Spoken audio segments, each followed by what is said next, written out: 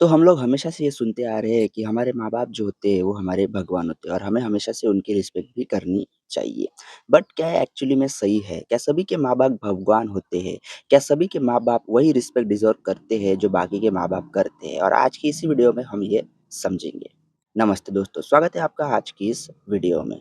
तो टॉपिक अब पेरेंट्स पे आ गया है और मैं अब इस पे वीडियो बनाने वाला हूँ क्योंकि इस पे वीडियो बनाना एक इम्पोर्टेंट बात भी है क्योंकि हम लोग हमेशा से सुनते आ रहे हैं कि हमारे माँ-बाप जो है हमारे भगवान होते हैं।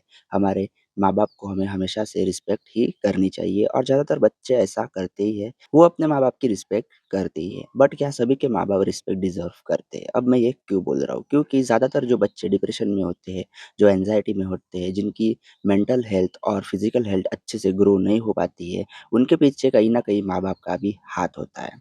अब देखिए, माँ इंडियन पेरेंट्स की जो मेंटालिटी है, वो बहुत ही गंदी है। वो हमेशा से दूसरों के साथ कंपेयर करना, अपने बच्चों को उल्टा-सीधा बोलना, कुछ भी कह देना, मारना-पीटना, यही करते आ रहे हैं और इससे ना बच्चा डिस्टर्ब हो जाता है।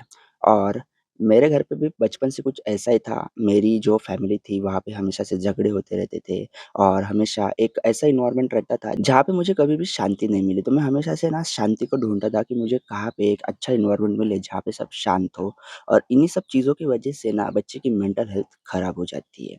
अब देखिए, ये ना हमेशा से बचपन से ही शुरू हो जाता है।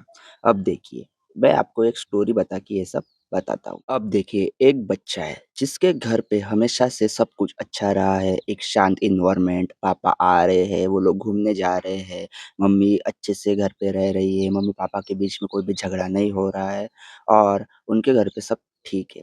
उस बच्चे को देखना आप वो मेंटली भी बहुत ही अच्छा होगा और फिज़िकली भी बहुत ही अच्छा होगा क्योंकि उसके घर में सब कुछ सही है।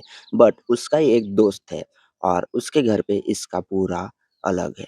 अब वो अच्छे तो घर से है बट उसके घर पे हमेशा से कोई ना कोई प्रॉब्लम चलती आ रही है।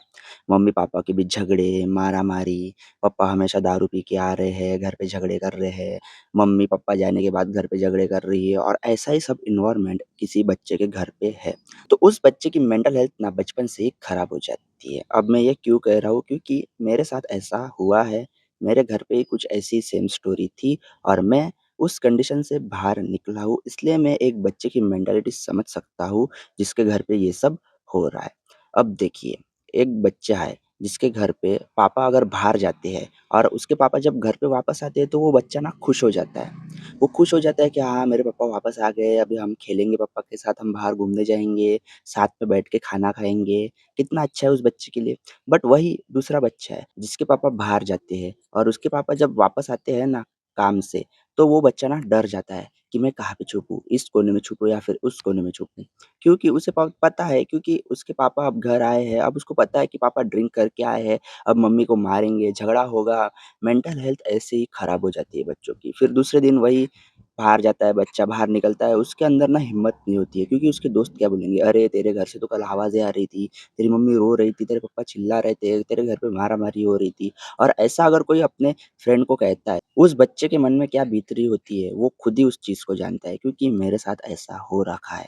मैं भी हमेशा से ऐसे एनवायरनमेंट में बड़ा हुआ हूँ और मैंने ये सब बहुत ही नज़दीक से देखा है क्योंकि मेरे घर पे भी ऐसा ही सब होता रहता है और इसी की वजह से मेरी मेंटल हेल्थ बचपन से कुछ अच्छी नहीं थी। देखिए, बचपन में जहाँ पे हम अच्छा खेलना चाहते हैं, अच्छा ग्रो करना चाहते हैं, बट जिसके घर पे ऐसी सब चीज़ें हो रही है, वही बच्चा जानता है कि उसके मन में क्या बीत रही है। मुझे लिटरली कभी-कभी ना सुसाइड के भी ख़्याल आते थे कि मेरे घर पे ये क्या हो रहा है? जहाँ पे बाकी के घर पे बच्चे अच्छे से रह रहे हैं, वहीं मेरे घर पे एक ऐसा एनवायरनमेंट है जहाँ पे हमेशा से ही झगड़े और मारा-मारी होती रहती है। और जिन्हें भी ये सब चीज़ें नॉर्मल लगती है ना, ऐसा सब बिल्कुल भी नॉर्मल नहीं है। उस बच्चे पे क्या बीत रही है, वो खुद ही जानता है। और ऐसे पेरेंट्स को मैं एक बात कहना चाहता हूँ कि देखिए, अगर आप शादी के लिए रेडी नहीं है ना, तो मत कीजिए शादी, ज़िंदगी भर कुँवारे रहिए। क्योंकि आपके बच्चे के साथ अगर आप ऐसा बिहेव कर रहे हैं, तो सोचिए मत कि वो डेवलप होगा। उसका ना चाइल्डहुड आपने मार दिया। उसकी जो मेमोरीज़ थी चाइल्डहुड की, वो ना आप लोगों ने मार दिया और मेरा चाइल्डहुड भी कुछ ऐसा ही रहा। मेरा चाइल्डहुड एक ट्रॉमा था मेरे लिए। मेरे घर पे भी कुछ ऐसा ही होता था। बाकी के बच्चों के घर पे वैसा नहीं था। मेरे घर पे ऐसा ही होता था। जब भी कोई त्योहार आता था तो मुझे डर लगता था कि अरे बाप रे! अब घर में झगड़े होंगे, मारा-मारी होंगी, गाली-गलौच होगी और मुझे फिर से किसी न किसी कोने में छुप जाना पड़ेगा। क्योंकि जब आपके घर पे ही ऐसा सब एनवायरनमेंट है, तो फिर आप कैसे ही हेल्दी रह सकते हैं, मुझे बताइए? मैं इस एनवायरनमेंट से निकला हूँ और मुझे पता है इंडिया के जिस भी बच्चे के साथ ऐसा हो रहा है घर पे, वो कितनी बड़ी मुसीबत में है और उसकी मेंटल हेल्थ क्या है। अब मैं इस सिचुएशन से बाहर निकला हूँ क्योंकि अब हम लोग बड़े हो गए हैं और अब हम लोग एक्शन ले सकते हैं, हम घर पे समझा सकते हैं। तो अब ये ना सिचुएशन है घर की, ये अब सँभल गई है। बट बहुत सारे जगहों पे ये सिचुएशन नहीं सँभलती है और बहुत सारे बच्चे इसी की वजह से कभी-कभी तो सुसाइड भी अटेम्प्ट कर लेते हैं। सो अगर ये वीडियो किसी पेरेंट के पास जा रही है और उनको ये बात समझ आ रही है तो प्लीज़ समझिए, ऐसा सब मत कीजिए जिससे आपके बच्चे की मेंटल हेल्थ खराब हो जाएगी।